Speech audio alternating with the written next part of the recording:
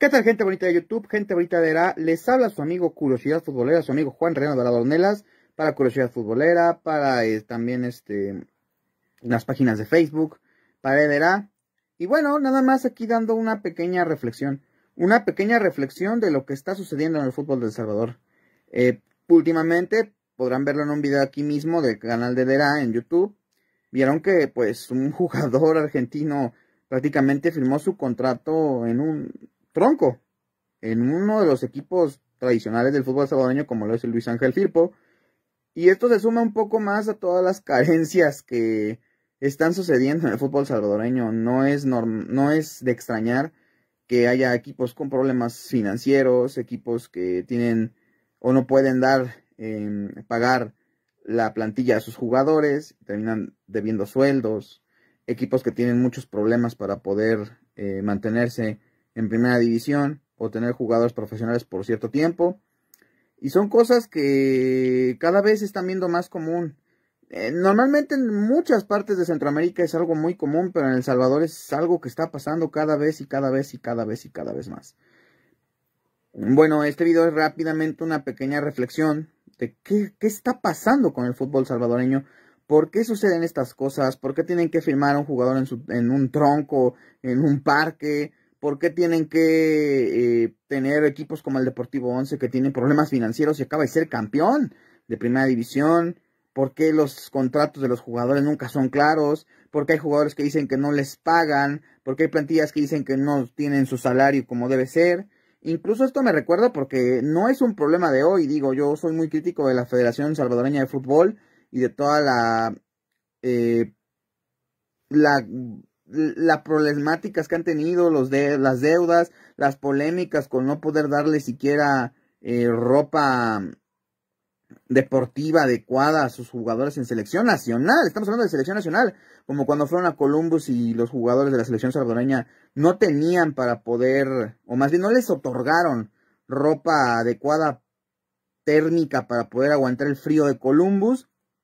Y pues todo este tipo de cosas son las que hacen que el fútbol salvadoreño esté donde esté, ¿no? Yo criticaba mucho a la antigua administración de la Federación Salvadoreña de Fútbol, que corrió a Hugo Pérez, a mi parecer, nada más para buscar un culpable de todas las problemáticas que se le estaban viniendo encima, cuando en realidad él era el menos culpable, era la única persona capacitada y que estaba haciendo su trabajo en toda la estructura de Federación de Selecciones Nacionales de El Salvador, y más sin embargo no se le respetó, y a esto se le siguen sumando error tras error tras error. Por eso luego ves cosas ridículas como perder con el San Vicente y las Granadinas, ¿no?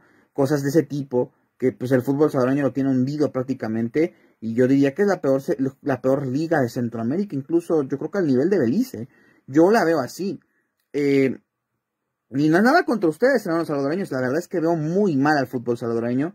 Los problemas económicos son muy graves en muchos equipos, incluso hasta en los grandes. Lo que pasó en el Estadio de la Alianza es algo que debe llamar la atención hace unos años. El lamentable fallecimiento de muchas personas por una venta de boletaje ilegal en una final. Todas este tipo de cosas creo yo que no son de hoy, son de mucho tiempo. Incluso hace unos años en una entrevista que mencionaba Carlos de los Cobos, estoy hablando de ahí de 2000. Es más, no fue una entrevista, fue una anécdota que contó David Medrano por ahí de 2000. Bueno, poquito después de que Carlos salió de la primera etapa como seleccionador nacional de El Salvador. Estamos hablando entre 2010 y 2012. Yo recuerdo que hubo una anécdota de David Medrano que dice que Carlos de los Cobos una vez le comentó que iba rumbo a una visoría, a un partido de liga, de primera división nacional de El Salvador, y vieron una camioneta muy pintoresca de redilas atascada de gente, con gente como vestida de fútbol, que iba delante de ellos, ¿no? En la carretera. Él pensó dentro de él, pues es un equipo amateur que viene a jugar un torneo regional o algo, ¿no? Pues son escenas que hasta en México se ven en el sector aficionado, en el llano, como aquí le llamamos. Y se da, se lleva la sorpresa a Carlos de los Cobos cuando llega al estadio en el que iba a observar un partido. No mencionó el estadio, desconozco. Y se da cuenta que el equipo visitante En ese equipo que vieron al amateur en el camión de redilas hace unos momentos, en un camión de redilas completamente inseguro, completamente lleno de jugadores. Ese equipo era el que iba a jugar un partido de primera división de Liga Nacional de El Salvador. Yo sí creo que se lo checaba mucho las administraciones de la Liga Salvadoreña, pero no. No sé si es la economía del país, que yo sé que no atraviesa por buenos momentos. No sé si sea problemas tal vez de la misma infraestructura de la liga, o tal vez el fútbol en El Salvador ya no es tan interesante como antes, porque también me comentaban eso mucho, que la gente ya no va mucho a los estadios, como pasa en Guatemala, ¿no? Que la gente no va tanto al estadio, ni está tan atenta a lo que pasa en el fútbol de El Salvador, por cuestiones completamente de interés, ¿no? Prefieren ya ver otras ligas, otro tipo de cosas, que ir a ver su equipo de fútbol en El Salvador. Lo cual no creo, porque la gente salvadoreña le gusta mucho el fútbol. Yo lo veo en las Copas Oro, yo lo veo en las eliminatorias. La gente se vuelca. Yo más bien creo que es un tema económico, un tema corrupción, que también puede ser, porque también no sabemos a dónde va a parar todo ese dinero. Y también quiénes son los dueños del fútbol de El Salvador, ¿no? Yo creo que, por lo que me pude enterar con colegas salvadoreños y que investigando, es que hay un fuerte problema con los departamentos. Los departamentos, a veces los gobiernos toman un proyecto, un equipo, le invierten tanto dinero, pero se acaba el mandato municipal o el mandato departamental, le dejan de invertir y el equipo se va al abandono. Eso es lo que me han comentado. También me dicen que sucede mucho que tal vez